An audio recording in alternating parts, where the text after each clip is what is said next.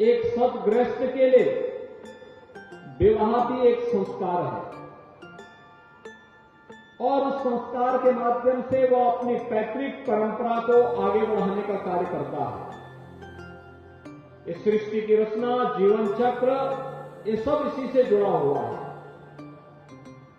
लेकिन समय के अनुरूप किसी कालखंड में इसमें सुधार हुए होंगे, परिवर्तन हुए होंगे, लेकिन विकृतियां भी आई।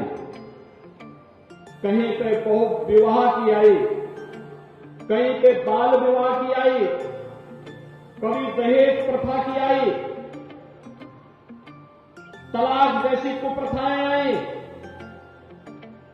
यानी ये जितनी भी कुप्रथाएं थी, ये आधी आबादी की विरोधी थी, महिला विरोधी थी, बेटी विरोधी थी। और इसीलिए इन कुप्रथाओं से बचने के लिए लोगों ने बेटी ही न बेटी हो ही ना, इस पर भी इस प्रकार के तमाम कुत्सित प्रयास होने लगे। याद करिए, मोदी जी जब 2014 में प्रधानमंत्री बने तो उन्होंने बेटी बचाओ बेटी पढ़ाओ का एक अभियान चलाया। बेटी बचेगी तभी पढ़ेगी, और जब पढ़ेगी तभी बड़ी होगी और फिर अपना योगदान देश के लिए, समाज के लिए दे पाएगी। तब परंपराएं आगे बढ़ पाएंगी। और कहते भी है ना कि एक बेटी एक परिवार का ही नहीं, केवल अपने लिए नहीं, पूरे परिवार की और पूरे खानदान को आगे बढ़ाने का काम करती है। और यह कार्य बेटी बचाओ बेटी पढ़ाओ के कार्यक्रम के माध्यम से आगे बढ़ा। आगे बढ़ाने के साथ तमाम प्रकार की योजनाएं आई।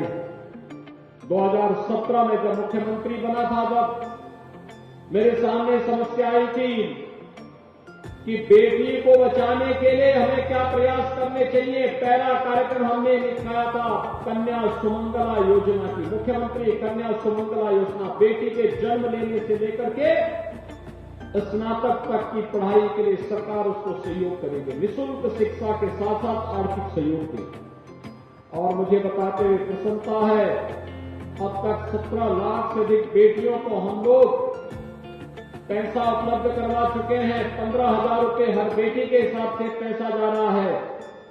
अब अप्रैल से यही राशि 25,000 हो जाएगी। इसलिए एक कार्य तो बेटी के लिए ये पैकेज, और दूसरा मुख्यमंत्री सामूहिक विवाह योजना। मुख्यमंत्री सामूहिक विवाह योजना के अंतर्गत सरकार के स्तर पर जो एक प्रयास प्रारंभ हुआ है, इस प्रयास के क्रम में अब तक 3 लाख से अधिक बेटियों की शादी हम संपन्न कर चुके हैं।